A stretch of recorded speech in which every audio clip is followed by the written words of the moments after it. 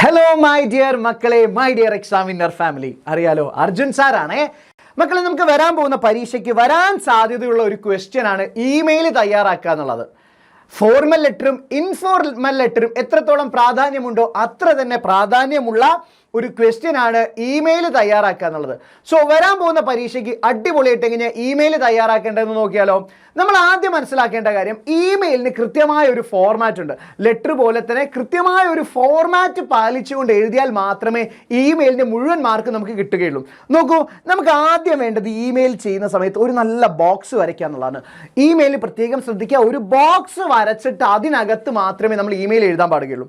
എന്നിട്ട് top left കോർണറിൽ 2 അവിടെ 2 എന്ന് എഴുതി 2 കുത്തിട്ട ശേഷം നിങ്ങൾ ആർക്കാണോ ഇമെയിൽ അയക്കുന്നത് അവരുടെ ഇമെയിൽ അഡ്രസ്സ് അവിടെ എഴുതുക. ഓക്കെ, നിങ്ങളിപ്പം നിങ്ങളുടെ പ്രിയപ്പെട്ട ആർക്കെങ്കിലും ആണല്ലോ ഇമെയിൽ അയക്കുക, അതല്ലെങ്കിൽ നമ്മുടെ ക്യാരക്ടേഴ്സിന് ആർക്കെങ്കിലും ആണ് നിങ്ങൾ അയക്കുന്നതെങ്കിൽ നമുക്കിപ്പോൾ ആർക്കാ കൊടുക്കാൻ പറ്റുക? നമ്മുടെ ക്യാരക്ടേഴ്സിൽ ഒരാളായിട്ടുള്ള പെലായോന് നമ്മൾ ഇമെയിൽ അയക്കുകയാണെന്ന് കരുതുക. ഓക്കെ, ഇമെയിൽ അയക്കുന്ന സമയത്ത് ഇവിടെ ഇങ്ങനെ pelayo@gmail.com എന്നോ അതല്ലെങ്കിൽ വെറും email.com എന്നോ അങ്ങനെ എന്ത് വേണമെങ്കിലും അവിടെ നിങ്ങൾക്ക് എഴുതാവുന്നതാണ്. ഓക്കെ, അതിന് താഴെയിട്ട് സബ്ജക്റ്റ്, നിങ്ങൾ എന്ത് വിഷയത്തിലാണ് ഈ ഇമെയിൽ എഴുതുന്നത്, അതായത് ഇവിടെ പറഞ്ഞിരിക്കുന്ന മുഴുവൻ കണ്ടൻറ്റും ഉണ്ടല്ലോ, അത് നിങ്ങൾ ഒറ്റ വരിയിൽ ചുരുക്കി ഇവിടെ എഴുതിയാൽ മതി. ഇവിടെ മെയിൻ ബോഡിയിലും കൺക്ലൂഷനിലും നമ്മൾ പറയുന്ന കാര്യം ഒറ്റ വരിയിൽ ഇവിടെ ചുരുക്കി എഴുതിയാൽ നമ്മുടെ സബ്ജക്റ്റായി. ക്ലിയർ? പിന്നെ ഡിയർ സർ അല്ലെങ്കിൽ നെയിം എന്ന് അല്ലെങ്കിൽ ഡിയർ മാഡം എന്നൊക്കെ പറഞ്ഞിട്ട് നിങ്ങൾക്ക് എന്ത് ചെയ്യാൻ പറ്റും? സാല്യൂട്ടേഷൻ വെച്ച് ആരംഭിക്കാൻ പറ്റും. ഓക്കെ, അവിടെ നിങ്ങൾക്ക് ഡിയർ പെലായോ അല്ലെങ്കിൽ ഏത് കാര്യം, ഡിയർ ഹോച്ചിക്കോ, ഡിയർ ശ്രീകാന്ത് ബൊല്ല എന്നൊക്കെ പറഞ്ഞ് നിങ്ങൾക്ക് ആരംഭിക്കാവുന്നതാണ്. സല്യൂട്ടേഷനും കൂടെ എഴുതി കഴിഞ്ഞാൽ നമുക്ക് നേരെ മെയിൻ ബോഡി, അതായത് നമ്മുടെ കണ്ടന്റിൻ്റെ ഭാഗത്തേക്ക് വരാം. ഇവിടെ നിങ്ങൾക്ക് പറയാനുള്ള മുഴുവൻ കാര്യങ്ങളും നിങ്ങൾക്ക് പറയാവുന്നതാണ്. മുഴുവൻ എന്താണോ നമ്മുടെ ചോദ്യത്തിൽ ചോദിച്ചിരിക്കുന്നത് അത് ബേസ് ചെയ്തിട്ടുള്ള കാര്യങ്ങൾ മുഴുവൻ പറയാൻ കിട്ടുന്ന സ്ഥലം മെയിൻ ബോഡിയാണ്.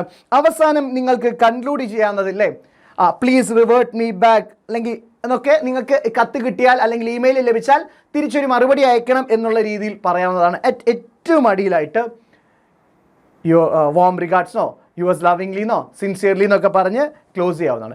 ഈ ഒരു ഫോർമാറ്റ് പാലിച്ച് എഴുതി കഴിഞ്ഞാൽ നമുക്ക് കൃത്യമായിട്ട് നല്ല മാർക്ക് കിട്ടും. നമുക്കൊരു ക്വസ്റ്റ്യൻ ചെയ്താലോ. നോക്കൂ, writes an email of Hauchecorne to one of his friends. ഈ ഹോച്ച്കോം അയാളുടെ സുഹൃത്തിനൊരു ഇമെയിൽ അയക്കുകയാണെങ്കിൽ എങ്ങനെ ഉണ്ടാവുന്നത്? അല്ലെ, ഹോച്ച്കോം കള്ളനല്ല, പക്ഷേ സമൂഹം അയാളെ കള്ളനാക്കി മാറ്റിയതാണ്. അതിൻ്റെ മനോവിഷമത്തിൽ മരിച്ചു പോകുന്ന ഒരാളല്ലേ ഹോച്ച്കോം. അങ്ങനെയാണെങ്കിൽ നമുക്ക് അത് എഴുതി നോക്കിയാലോ. ഇവിടെ നമ്മൾ എന്ത് ചെയ്യാണ്, ഒരു നല്ല ബോക്സ് വരച്ചു. ടു മൈ ഫ്രണ്ട്സ് @example.com, ചുമ്മാ നിങ്ങൾക്ക് താല്പര്യമുള്ള ഒരു ഇമെയിൽ ഐ ഡി കൊടുക്കുക. Subject the truth about the സ്ട്രിങ്ങിനെ കുറിച്ചുള്ള സത്യാവസ്ഥ. എന്നിട്ടോ ഡിയർ ഫ്രണ്ട്സ് ഡിയർ ഫ്രണ്ട് എന്നിട്ടോ I write you with a heavy heart. ഞാൻ വളരെ വേദനയോടുകൂടിയാണ് എനിക്ക് ഇമെയിൽ അയക്കുന്നത്. I picked up only a small piece of string on market day. ആ ചന്ത ദിവസം ഒരു കഷ്ണം കയറ് മാത്രമാണ് ഞാൻ എടുത്തത്. But I have been accused of stealing a pocket book.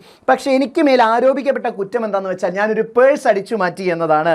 Though the truth has come out, സത്യം പുറത്തു വന്നു, എന്നാൽ കൂടി പീപ്പിൾ സ്റ്റിൽ ഡൗട്ട് മീ, ആളുകൾ എന്നെ അവിശ്വസിക്കുകയാണ്. I swear on my honour that I am innocent, ഞാൻ സത്യമായും പറയുകയാണ് ഞാൻ നിഷ്കളങ്കനാണ്.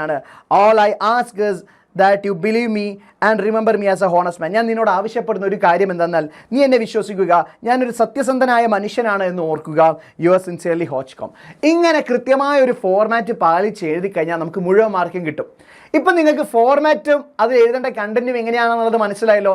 വരാൻ പോകുന്ന പരീക്ഷയ്ക്ക് ഈ ചോദ്യം നിങ്ങൾക്ക് എക്സ്പെക്ട് ചെയ്യാവുന്നതാണ്. അപ്പം നിങ്ങൾ ഇതുപോലെയുള്ള കുറച്ച് ക്യാരക്ടേഴ്സ് എടുത്തിട്ട് അവരുടെ ഇമെയിലുകളൊന്ന് തയ്യാറാക്കി പ്രാക്ടീസ് ചെയ്ത് കഴിഞ്ഞാൽ നമുക്ക് സെറ്റ് ആവാൻ പറ്റും. ഓക്കെ, അപ്പോൾ ഇതുപോലെ ഇൻഫോർമേറ്റീവ് ആയിട്ടുള്ള വീഡിയോസൊക്കെ ആയിട്ട് സാറ് ഇനിയും വരുന്നതാണ്. തൽക്കാലം നമുക്കിടയിൽ ഒരു താൽക്കാലിക വിരാമം. ബൈ.